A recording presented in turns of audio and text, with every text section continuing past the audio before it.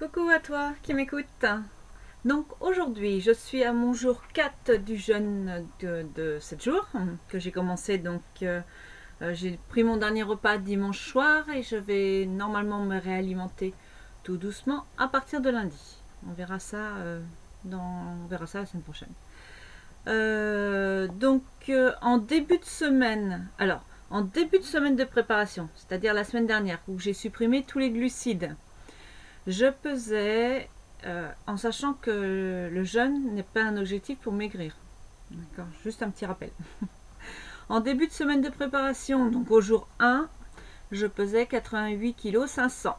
À la fin de la semaine de préparation, c'est-à-dire dimanche matin, je faisais 86 kg 100. Donc quand j'ai commencé ma semaine de jeûne lundi, je faisais déjà le même poids que le dimanche, donc 86 kg 100. Et aujourd'hui, ce matin, je fais 83 kg 900. Ce qui fait que la semaine dernière, j'ai perdu 2 kg 4 et cette semaine 2 kg 2. Soit au total, depuis 7 et 4, 11, depuis 11 jours, 4 kg 600. Sinon, au niveau forme, j'ai toujours la patate. Je suis en pleine forme. Pas de sensation de faim. Je continue mon sport comme d'habitude tous les matins. J'ai fait une pause juste hier parce que je m'accorde une pause dans la semaine, donc je l'ai faite hier. Ça me fait penser que j'ai pas coupé le son de mon téléphone. Donc ça va, il n'y a pas de souci. Donc je m'alimente que d'eau. Bizarrement depuis hier, oui depuis hier, j'ai même plus envie de thé ou de tisane ou de choses dans ce genre. Donc je suis partie sur juste de l'eau.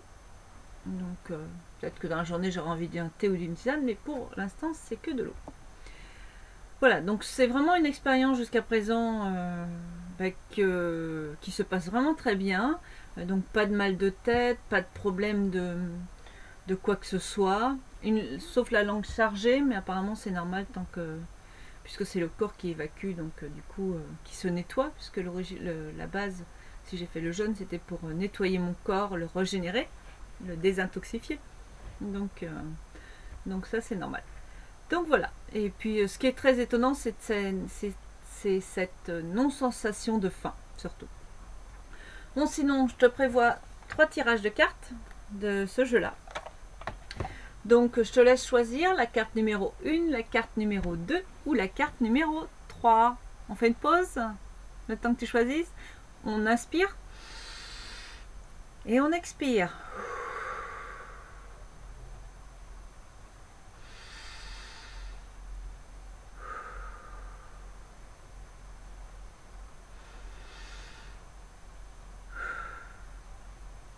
Ça y est, tu as fait ton choix, on y va?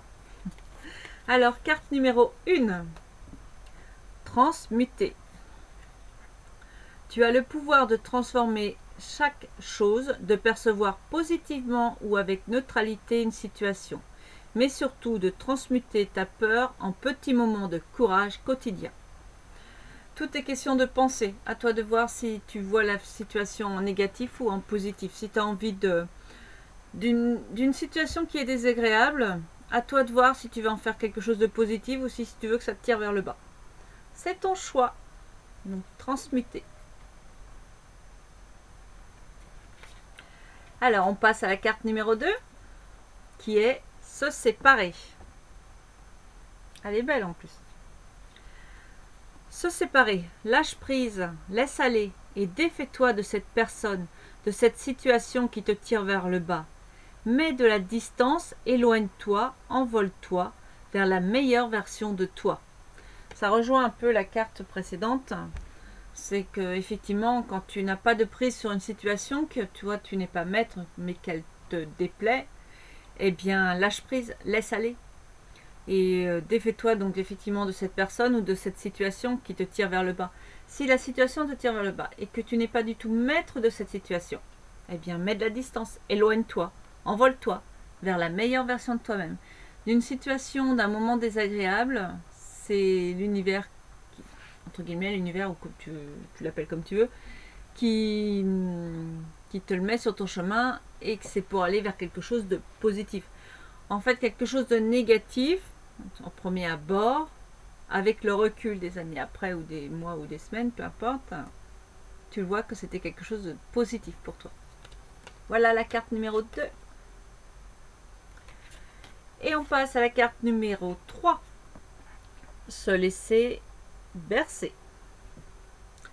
Laisse-toi bercer par les eaux de la vie, les eaux de la joie, les eaux de l'abondance. Il n'est plus temps de faire. Délecte-toi de ce moment maternant, enveloppant et empreint de douceur.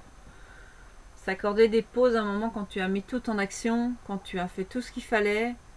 Il est clair qu'à un moment, il faut se laisser aller en fait. Il faut faire confiance et laisser faire les choses comme elles doivent être. Donc se laisser bercer. Voilà pour ce tirage de cartes, pour cette information sur mon quatrième jour de jeûne. Si tu veux plus d'informations, je t'invite à aller sur mon site internet nadiapalière.com que j'ai un peu remis à jour, tu verras. Tu peux me laisser des commentaires pour savoir ce que tu en penses. J'ai un peu changé la configuration. Et puis n'hésite pas à me faire part de ce que tu as envie que je te partage, ou si tu as des thèmes, ou peu importe. Je suis ouverte à tout. Je te souhaite une excellente fin de journée dans la joie et la bonne humeur. Vis ici et maintenant, toujours en pleine conscience. De temps en temps, arrête-toi, pose-toi et écoute ce qu'il y a autour de toi. Regarde, ressens, vois. C'est toujours un moment magique. À plus tard!